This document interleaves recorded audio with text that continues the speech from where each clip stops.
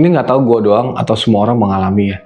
Tapi di FYP gue seringkali muncul ya iklan-iklan donasi untuk anak-anak yang kurang mampu. Bukan kurang mampu dalam hal keuangan doang ya.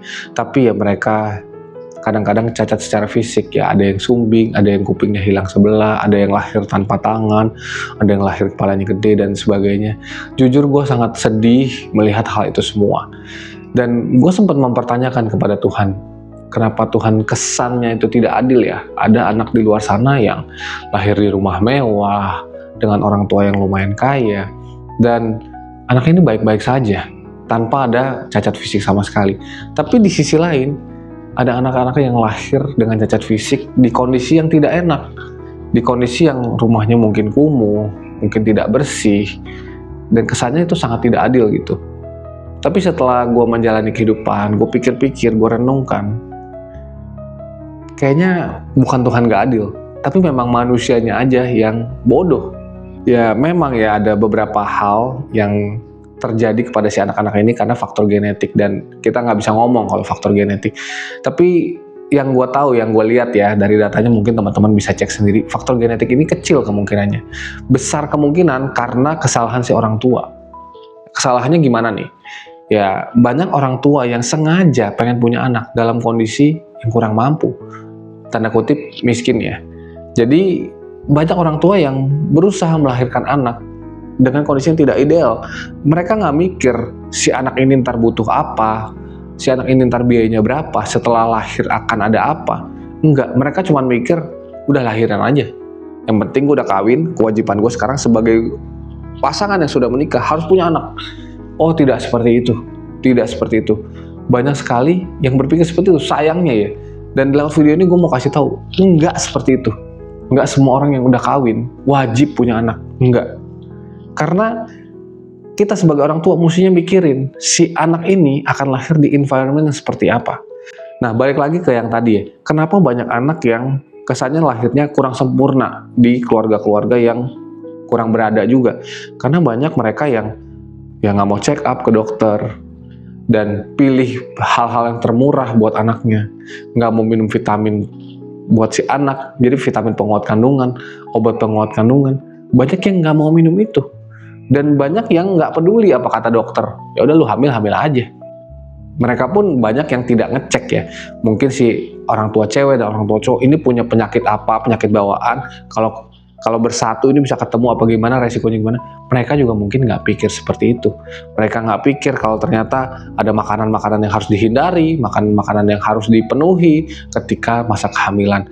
Ketika masa kehamilan juga harus peduli dengan mental si ibu harus senang terus, nggak boleh stres, karena kalau stres juga mempengaruhi kondisi janin. Mungkin itu semua tidak diperhatikan oleh orang tua tadi yang memiliki anaknya ini. Ini sorry ya, bukan judgmental, tapi menurut yang gue lihat di beberapa data, teman-teman bisa cek sendiri di internet, udah banyak sekali bukti-buktinya, banyak yang seperti itu dan menghasilkan anak yang ya seperti ini. Ironis sekali, kasihan si anak gara-gara orang tuanya kurang persiapan atau mungkin kurang peduli dengan persiapan, menghasilkan anak-anak seperti ini. Di sisi lain, di luar sana yang ya mungkin orang tuanya berada rumah gedongan, justru berpikir berulang kali untuk bisa memiliki seorang anak. Udah punya anak satu, walaupun dengan biaya yang cukup ya, kadang-kadang masih mikir lagi, ya mau bikin lagi ya, karena satu anak aja ternyata tanggung jawabnya besar. Kita harus pikirin nanti susternya siapa, harus sekolah di mana, terus koneksinya seperti apa. Dipikirin juga dia mau bakatnya apa, kalau bakatnya ini rencananya apa, kalau bakatnya ini rencananya apa.